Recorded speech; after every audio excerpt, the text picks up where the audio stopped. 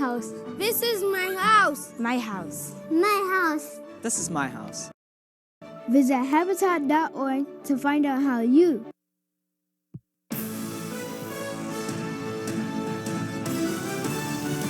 Tonight on News Press Now, Jesse Nelson was back in court for shooting two men and killing one of them. The other victim was there to testify, and we have those updates. And the impeachment inquiry that has so far been conducted behind closed doors was open to the public today.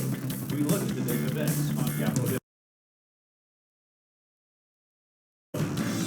Temperatures are really going to warm up for this weekend, and it's not going to be a fluke. We'll continue to warm up going into next week. Your news starts now. Live from downtown St. Joseph, you're watching News Press Now.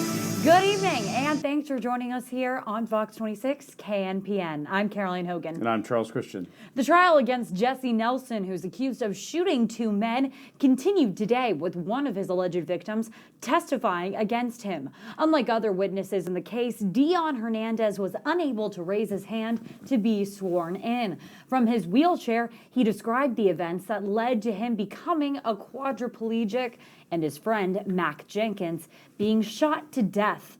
Hernandez said he seen Nelson earlier in the day when the man had talked to Jenkins and asked where the two men were headed. Later that day, Hernandez believes he saw Nelson again, this time shooting at him and Jenkins near the corner of 10th and Henry. Hernandez picked Nelson out of a lineup several days later in the hospital after waking up from a coma. Nelson's attorney, Shayla Marshall, brought up discrepancies in Hernandez's earlier testimonies and showed the men have been told the name Jesse Nelson prior to picking him from a lineup. This trial will continue tomorrow morning. And a 14-year-old has been charged in a shooting that occurred last Saturday. The young man is charged with second-degree assault after allegedly shooting another male minor.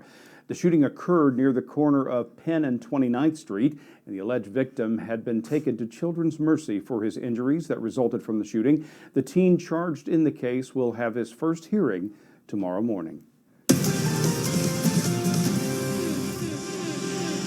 Well, Matt, it's cold, but here that around the corner we have some better news, perhaps. Yes, we do. Hey, the good news is, we're above freezing right now. That's great. Going into nighttime in November. That's always a nice thing. It's 37 degrees. It feels like 35. The wind relatively light out of the west-northwest, around 3 miles per hour.